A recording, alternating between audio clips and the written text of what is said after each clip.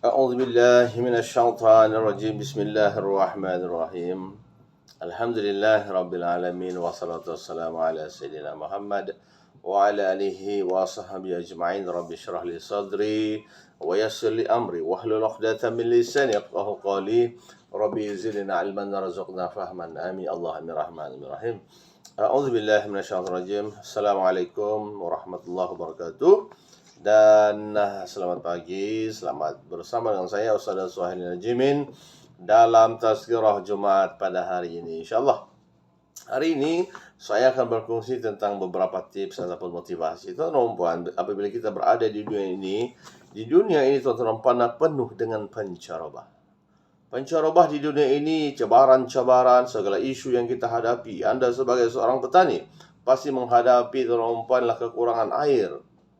Ataupun apabila Anda sebagai seorang penanam durian Anda ada yang mati bila Anda menanamnya. Dan bila sudah besar, durian itu boleh tumbang, tuan-tuan dan puan. Begitu juga Anda sebagai seorang pemimpin. Begitu Anda juga sebagai seorang ahli politik, sebagai seorang ketua, sebagai seorang ketua rumah, sebagai seorang student dan sebagainya. Tuan-tuan dan puan, rakan-rakan sekalian, itulah mainan di dunia ini. Itulah kehidupan, itulah dia corak bentuk aspek-aspek yang akan berlaku di dunia ini. Maka segala apa yang berlaku itu kata Allah Subhanahu wa taala untuk menyelesaikan semua isu yang kita hadapi ini bukannya mudah untuk kita menyelesaikannya. Kita selesaikannya dengan ista'in, hendaklah kamu memohon kata Allah Subhanahu wa taala. Mohonlah kepada siapa? Bis sabri, dengan kesabaran dan juga dengan melaksanakan salat. Sabar itu macam mana? Apabila durian Anda, tuan-tuan yang Anda tanam itu mati, mati tuan-tuan, mati. Maka apa yang perlu kita buat adalah kita kena sabar kata Allah. Sabar macam mana? Durian itu, sabar itu bukannya diam-diam, sabar macam itu. Kita kena pertingkatkan kita punya pertamanya ilmu pengetahuan, keduanya kemahiran yang ada. Yang ketiganya kita kena rajin. Tambahkan lagi kita punya nilai-nilai moral yang sebenarnya kita sudah lupa, ataupun adab terhadap makhluk-makhluk lain. Jadi kita terlupa mungkin pada undang-undang dan peraturan dan juga civic dan juga kepada nasihat yang kita telah abaikan, dan juga ilmu-ilmu kita telah abaikan daripada ajaran orang-orang yang hebat daripada kita. Tuan-tuan yang rahmati Allah sekalian, ingatlah bahawa tuan-tuan dengan adanya ilmu, adanya kemahiran yang ada itu, tuan-tuan, Anda apabila sudah menjadi hebat bila kita ada ilmu pengetahuan dalam satu bidang. Dalam bidang kalau dalam pendidikan Islam boleh taranum misalnya, masya Allah. taranum itu belajar ilmu Al-Quran, ilmu mensuarakan Al-Quran itu. Maka kita kena tahu Anda akan dibayar tuan-tuan apabila Anda berada di satu tempat yang orang hargai Anda. Maka Anda akan dibayar dengan skill dan ilmu yang Anda ada itu. Dan Anda berhak meminta kepada mereka sama ada 20 ringgit, 30 ringgit, 100, 200, 1000, 200 sejam. Itu adalah hak Anda. Dan itulah yang Allah mahukan kita berada di dunia ini. Dan bila mendapat semua rezeki yang Allah berikan ini, Anda akan mendapat ujian. Ujian yang Allah bagi adalah ujian nafsu lawamah, nafsu ammarah, nafsu lawamah. Allahu Akbar. Itulah yang kena hadapi sama ada Anda menggunakan diri sendiri ataupun kita membantu orang lain dengan sedekah dan sebagainya. Anda akan diuji dengan pelbagai ujian setelah mendapat rezeki ataupun perbuatan dunia ini. Maka Anda hendak pilih yang mana? Terserah kepada nilai yang ada dalam diri Anda. Jangan menolak inovasi yang ada. Ya, inovasi adalah kita suburkan. Dan hari ini tuan-tuan saya ingin berceramah dan juga tazkirah pada hari yang berkaitan dengan solat sunat gerhana. Tuan-tuan, berlaku gerhana tuan-tuan ada dua situasi gerhana. Gerhana ini kalau kita belajar dalam sains misalnya, gerhana ini perlu dan mesti perlu. Gerhana ini. Gerhana maksudnya gerhana matahari misalnya, yaitu di bumi ini dengan matahari, dan di antara matahari itu dan bumi itu ada yang menghalang cahaya matahari itu sampai ke bumi. Itu namanya gerhana matahari. Manakala bagi gerhana bulan, khusuf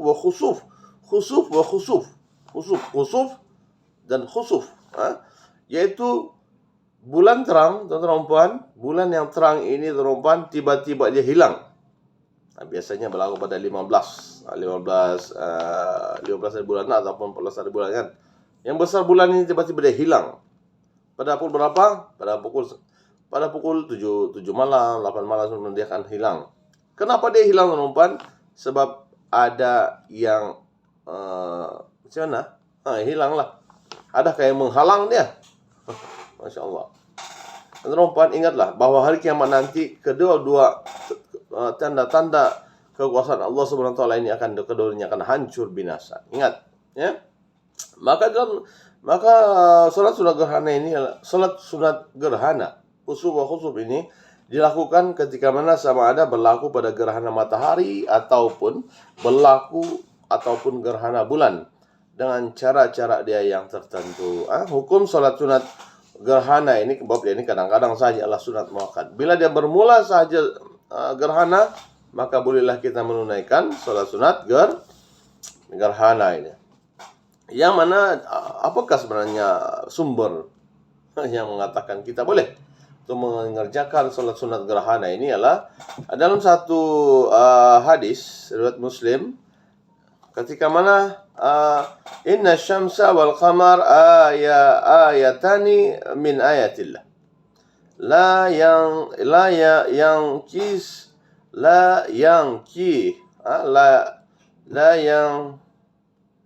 sifan Allah macam itulah la yang kasifan limauti ahadin wala lihayatihi faiza ra'aitumuhuma fad'ullaha wa sallu hatta tankashifa. Riwayat Muslim, yaitu sesungguhnya matahari dan bulan ialah keduanya inilah tanda kekuasaan Allah. Allah berkuasa. Kita lihat Allah, itu kekuasaan Allah Subhanahu wa taala. Ada bulan, kekuasaan Allah Subhanahu wa taala, ya. Dan tidak terjadi gerhana matahari dan bulan karena kematian seseorang. Tidak akan terjadi gerhana matahari kah, gerhana bulan kah, Rasulullah SAW, karena kematian seseorang. Sains kan? Atau karena kehidupannya, atau karena kehidupannya lah. Apabila kamu melihat gerhana, maka berdoalah. Berdoa maknanya solat, berdoa kepada Allah SWT, dan dirikanlah solat hingga gerhana tersebut berlalu, sampai gerhana itu berlalu, ya. Jadi tarikh pensyariatan salat gerhana matahari ialah pada tahun kedua Hijrah, dan pada gerhana bulan pada tahun kelima Hijrah. Rasulullah SAW mengajak kita untuk salat dan berdoa pada masa itu. Sebenarnya perempuan, kita kena ketahui bahawa pada hari kiamat nanti, ingat, pada hari kiamat nanti teman-teman puan, bulan dan matahari ini akan hancur binasa. Sebab orang beriman, orang macam kita ini, orang beriman yang mengucap syahadu an la ilaha illallah wa asyhadu anna Muhammadar Rasulullah, tiada Tuhan yang sembah melainkan Allah dan Nabi Muhammad Rasulullah, tidak akan melihat hari kiamat itu. Tidak akan melihat, sebab orang-orang beriman pada Rasulullah itu akan Allah tarik nyawanya sebelum hari kiamat lah. Bagaimanakah Anda menunaikan solat sunat gerhana ini? Solat sunat gerhana, tuan-tuan, digalakkan dilaksanakan secara berjamaah lah, beramai-ramai, ya. Bilangan solat sunat gerhana ialah 2 rakaat, 4 kali membaca surah Al-Fatihah, 4 kali ruku dan 4 kali sujud. Kalau sudah biasa lah. Cara melaksanakan sunat gerhana ini, pada rakaat pertama niat solat gerhana, usolli sunatal khusyuf. Kalau khusuf lah, ya, khusuf ini gerhana bulan.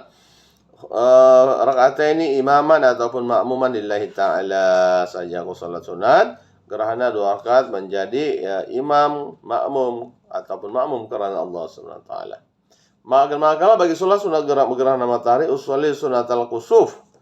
Khusuf kaf, khusuf rakaat ini imaman ataupun makmuman lillahi ta'ala saja. Aku salat sunat gerhana matahari 2 rakaat ikut imam atau makmum kerana Allah Subhanahu wa taala.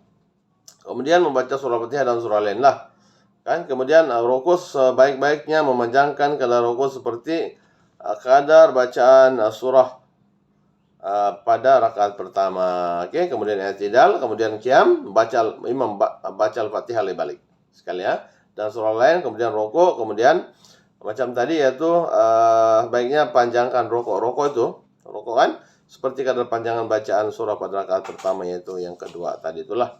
Maksudnya i'tidal, kemudian sujud dan seterusnya, sujud macam biasa dan bangun balik, kemudian baca ya rakaat kedua ya. Kemudian baca surah Fatihah, surah lain, kemudian rokok macam tadi, i'tidal, qiyam, kemudian i'tidal, qiyam, baca surah Fatihah balik, kemudian surah, rokok, kemudian macam biasalah, kemudian salam. Ya, dan selepas itu biasanya akan ada khutbah khusuf wa khusuf. Dan hikmah dalam menunaikan salat sunat gerhana ini, teman adik-adik yang akan sekalian, ialah pertama kita insafilah diri kita ini bahwa kita ini tidak siapa-siapa. Kita ini Tuhan Allah uji kita. Gerhana dan juga gerhana ini teman-teman adalah ujian dari Allah SWT kepada kita umat Islam. Kita insafah kekuasaan Allah SWT terhadap penciptaan alam semesta agar semua sentiasa bersyukur dengan nikmat yang dikurniakan oleh Allah SWT. Ya, yang pertama. Yang kedua, mendapat ganjaran pahala karena menunaikan ibadah sebagaimana yang disyariatkan. Yang ketiga, memandu manusia mentauhidkan Allah karena meninggalkan amalan khurafat semasa gerhana. Ada ramai yang akan ramai yang yakin, percaya bahwa dia ini, kalau musim gerhana nih katanya. Itulah perbuatan-perbuatan Islam, perbuatan yang Islam buang. Janganlah kamu benar-benar khurafat pula, kan? Salat kamu masa itu. Jangan pula mencari masalah. Kan? Allah Akbar. Yaitu mensyirikkan Allah SWT pada masa gerhana. Yang keempat adalah memberikan peringatan kepada manusia agar tidak melakukan maksiat dan dosa. Itu memberi peringatan kepada kita bahwa itulah tanda besar Allah SWT, maka tidak kaitan orang mati kan, orang dia itu mati maka gerhana, tidak berlaku gitu kata Rasulullah SAW. Sebab itu adalah sunnatullah yang al-Quran Allah SWT. Maka ingat, Allah boleh buat apa saja, Masya Allah. Jadi manusia agar tidak melakukan maksiat dan dosa ya. Yang kelima adalah sentiasa mohon ampun pada Allah SWT atas segala dosa yang dilakukan. Itulah yang kita nampak dalam surah, dalam salat sunat gerhana. Jadi saya itu saja yang baik dari Allah SWT, kurang itu dari saya sendiri. Aku qouli hadza astaghfirullahalazim li wa lakum wa lisa'il muslimin muslimat rahmatullahi. Dan satu nasihat dan motivasi kepada kita, teman-teman puan, bila kita berada di muka bumi Allah Subhanahu wa taala ini, kita mesti yakin tentang wujudnya Allah Subhanahu wa taala. Allah itu wujud. Dan kita melihat banyak teman-teman rumah-rumah ibadah. Masjid kita lihat setiap kilometer ada masjid, ada surau. Kita melihat juga agama-agama lain pun ada di punya tempat sembahyang. Kalau masa peperangan dulu Rasulullah beritahu jangan musnahkan tempat sembahyang orang ini. Rasulullah beritahu jangan bunuh perempuan, jangan bunuh kanak-kanak, jangan bunuh orang tua. Wahai pejuang-pejuang Islam, bila kamu berjalan di sana, bayangkan betapa hebatnya disiplin. Maka teman-teman, maka semua itu menggambarkan bahwa adanya Tuhan yang menciptakan, dan semua penganut-penganutnya diajar agar menyembah Tuhan mereka dengan secara masing-masing. Maka ingatlah teman-teman bahwa dalam Islam kita disuruh menyembah Allah SWT berpandukan kepada satu, Al-Quran, yang kedua kepada sunnah Rasulullah SAW, dan juga kepada asar-asar sahabat, dan juga kepada ulama-ulama yang lebih memahami daripada kita ini. Ulama teman-teman yang diiktiraf oleh Rasulullah SAW adalah sahabat. Lepas sahabat teman-teman akan ada namanya tabi'in. Lepas tabi'in ada tabi'in.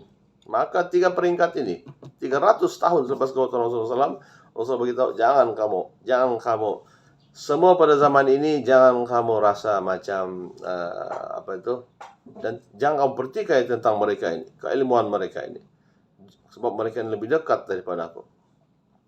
Selepas 300 tahun kewafatan Rasulullah SAW, maka ingatlah bahwa semua lepas ini akan berlaku fitnah sampailah bila-bila. Sampailah sekarang ini. Maka yang masa ini 300 tahun ini jangan kamu risau, kata Rasulullah. Ambillah jurang punya, yakinlah dengan mereka ini. Maka kita lihat para sahabat teman-teman, ada seorang sahabat yang umurnya sampai berapa 120 tahun. Dia menyaksikan tentang perkara ini. Masya Allah. Kemudian tabi'in, Imam Syafi'i tabi'in. Kemudian lepas itu apa lagi? tabi'in, lepas itu Imam Basri, semuanya ramai ini wali-wali Allah Subhanahu wa taala kan. Jadi kita, tuan-tuan kita ini siapalah untuk mempertikaikan ilmu-ilmu mereka ini. Imam Syafi'i tuan-tuan, umur 7 tahun sudah menghafal Al-Quran dengan didikan akhlak dididik dengan moral yang bagus, nilai moral dididik dengan adab dan nilai oleh ibunya, dididik dengan samanya ilmu Al-Quran dan sunnah Rasulullah SAW. Berguru dengan Imam Malik dan kita muwatta'nya dihafalnya. Kemudian dari Imam Syafi'i pula menulis buku,